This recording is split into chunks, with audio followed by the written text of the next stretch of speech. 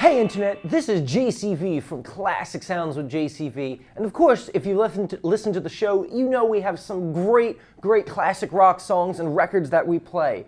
But any true classic rock fan knows the importance of February 9th, 1964, because that is the day Beatlemania started. And it all kicked off at the Ed Sullivan Show with this great song here with I Want to Hold Your Hand. And of course, we have the original Capitol record. And of course, you flip it over and we have Since I Saw Her Standing There, a great classic Beatles song from 1964. And they have some other great early Beatles work too.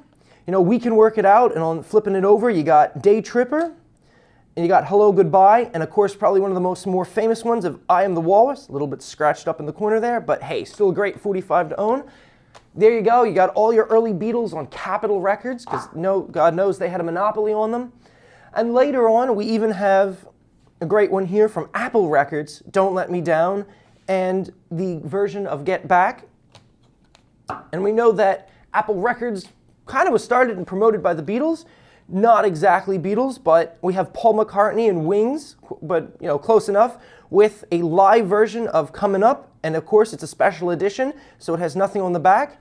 Now, going back to Apple Records, we talked about that they put out some great songs, especially the later Beatles, and I know they put out Badfinger and some other great songs from the early 70s, but from Apple Records, we have the 1972, this might be 73, a little rusty with the dates, double set album here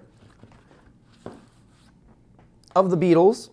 Their greatest hits from 1967 to 1970. You can see the inside, some great artwork blown up there. And of course, them later Beatles, early Beatles, you can see how much they've really changed there. But you got two nice vinyls from Apple Records. You can see the Apple there. You know, you got the lyrics printed on the dust jacket. Great stuff. Now, more, I guess you could say, not exactly hard to find, but we have the US copy of Hard Day's Night. Now you're probably going, I thought Hard Day's Night was blue. Well, the UK version is.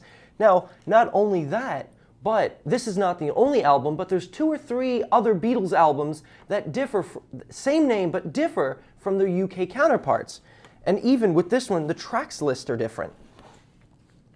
Because you have the incorrectly titled I Cry Instead of I'll Cry Instead. This is actually, only on this album is the 2-minute version versus the uncut, I think it's like a 1:40 version.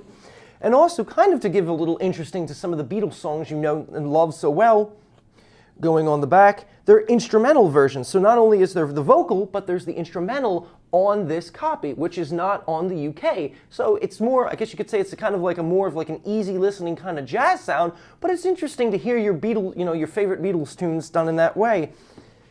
And of course, this one is done on United Artists, unlike the Paraphone that was normally that normally released the British album. You can see that, even the back cover is different. The back cover of the US version has the front cover of the back cover of the US version has the front cover of the UK version, or at least similar to, and it's kind of the flip side too. The front cover of the US version is like the back cover of the UK version.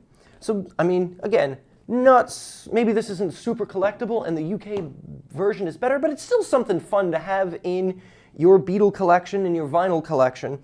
And of course, standard George Martin and everything. Oh, just throw in another little fun fact about this. In the US, Capitol, as we talked about earlier, because you can all see their Capitol Records with the spiral, had a monopoly on Beatles music. But when it came to the soundtracks of their movies, like Hard Day's Night, Capitol didn't have the rights to it. So United Artists came in and swooped in because they wanted to monopolize on the Beatles mania in the mid to late 60s.